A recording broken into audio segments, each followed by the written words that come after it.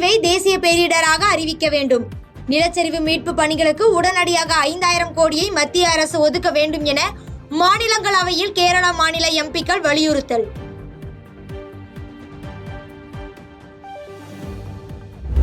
வயநாடு நிலச்சரிவு குறித்து கேரள முதலமைச்சர் பினராயி விஜயனுடன் முதலமைச்சர் மு.க. ஸ்டாலின் தொலைபேசி வாயிலாக பேச்சு.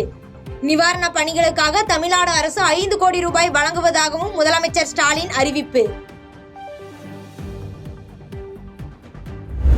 வயநாடு நிலச்சரிவு சம்பவத்தை அரசியலாக்காதீர்கள், மாநிலங்களவை தலைவர் ஜெகன்தீப் தன்வர் வேண்டுகோள்.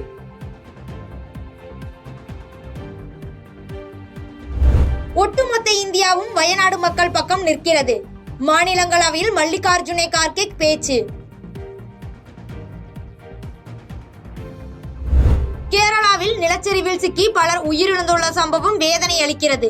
நிலச்சரிவில் சிக்கி காயமடைந்தவர்கள் விரைவில் குணமடைய வேண்டுவதாகவும் குடியரசுத் தலைவர் திரௌபதி முர்மு இரங்கல்.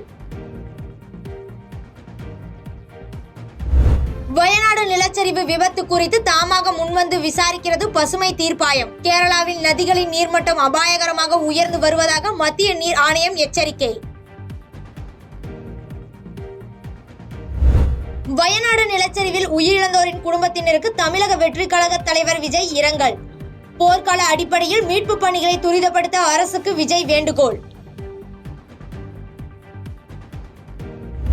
காவிரி நீர் கடைமடை பகுதிகளுக்கு வரும் வகையில் நடவடிக்கை தேவை என டெல்டா மாவட்ட விவசாயிகள் கோரிக்கை. குறை வைக்காமல் 1 மாதத்திற்கு முழுமையாக நீர் வழங்கவும் கோரிக்கை. Paris Olympic 10 metre air pistol கலப்பு இரட்டையர் பிரிவில் இந்திய இணை வெண்கலப் பதக்கம் வென்று சாதனை. தென்கொரியா அணியை 16க்கு 10 என்ற கணக்கில் வீழ்த்தி வெண்கலப் பதக்கத்தை வென்றது. Paris Olympic 10 metre air pistol கலப்பு இரட்டையர் பிரிவில் வெண்கலப் பதக்கம் வென்ற இந்திய இணைக்கு பிரதமர் மோடி வாழ்த்து. ஒலிம்பிக்கில் இருவரும் தங்களது முழு திறனையும் வெளிப்படுத்தியதாகவும் பிரதமர் மோடி புகழாரம்.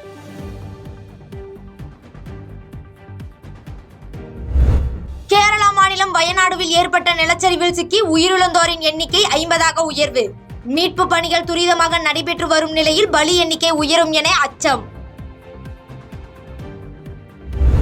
கேரளாவில் நிலச்சரிவு குறித்து தகவல் அறிய கட்டுப்பாட்டு அறை திறப்பு. அவசர உதவி மற்றும் மீட்பு பணிக்கான எண்கள் அறிவிப்பு. கேரளாவில் நிலச்சரிவு ஏற்பட்ட சுருள்மலை, முண்டகை உள்ளிட்ட பகுதிகளில் முழுவீச்சில் மீட்பு பணி. சூலூரில் இருந்து புறப்பட்ட விமானப்படை, ஹெலிகாப்டர் மூலம் மீட்பு பணிகள் தீவிரம். வயநாடு நிலச்சரிவின் மீட்பு பணியில் களமிறங்கியது ராணுவம். மருத்துவ பணியாளர்கள் உள்பட 256 பேர் மீட்பு பணிக்காக அனுப்பப்பட்டுள்ளதாக இந்திய ராணுவம் தகவல். வயநாடு நிலச்சரிவு மீட்பு பணிகளை துரிதப்படுத்த கேரளா விரைகிறார் மத்திய நீர்வளத்துறை இணை அமைச்சர் ஜார்ஜ் குரியன். மக்களவையில் நாடாளுமன்ற விவகாரத்துறை அமைச்சர் கிரண் ரிஜிஜு தகவல். கேரளாவின் வயநாடு நிலச்சரிவு மீட்பு பணிகளில் மாநில அரசுக்கு மத்திய அரசு உதவ வேண்டும். போக்குவரத்து மற்றும் தொலைத்தொடர்பு ஆகியவற்றை உடனடியாக மீட்டு மக்களுக்கு வழங்க வேண்டும் என மக்களவையில் எதிர்க்கட்சி தலைவர் ராகுல் காந்தி வலியுறுத்தல். கேரள மாநிலத்தில் அடுத்த 24 மணி நேரத்திற்குள் கனமழைக்கான ரெட் அலர்ட். வெள்ளம், நிலச்சரிவு ஏற்பட வாய்ப்பிருப்பதாக இந்திய வானிலை ஆய்வு மையம் எச்சரிக்கை. நீலகிரி மற்றும் கோயம்புத்தூர் மாவட்டங்களில் ஓரிரு இடங்களில் அதி கனமழைக்கு வாய்ப்பு. 2 மாவட்டங்களுக்கும் சென்னை வானிலை ஆய்வு மையம் ரெட் அலர்ட் எச்சரிக்கை. சென்னையில் உள்ள அம்மா உணவகத்தை மேம்படுத்த 7.6 கோடி ரூபாய் ஒதுக்கி சென்னை மாநகராட்சி மாமன்றத்தில் தீர்மானம். 30 நாட்களுக்குள் அம்மா உணவகத்தில் பழுதாகியுள்ள இயந்திரங்களை சரி செய்ய வேண்டும் எனவும் அறிவிப்பு. சென்னையில் தெருக்களில் சுற்றித் திரியும் மாடுகள் பிடிபட்டால் அதன் உரிமையாளருக்கு விதிக்கப்படும் அபராதம் 5000 இருந்து 15000 உயர்வு. சென்னை மாநகராட்சி மாமன்றத்தில் தீர்மானம் நிறைவேற்றம். பாதகம் செய்பவரை கண்டால் நாம் பயங்கொள்ளலாகாது பாப்பா.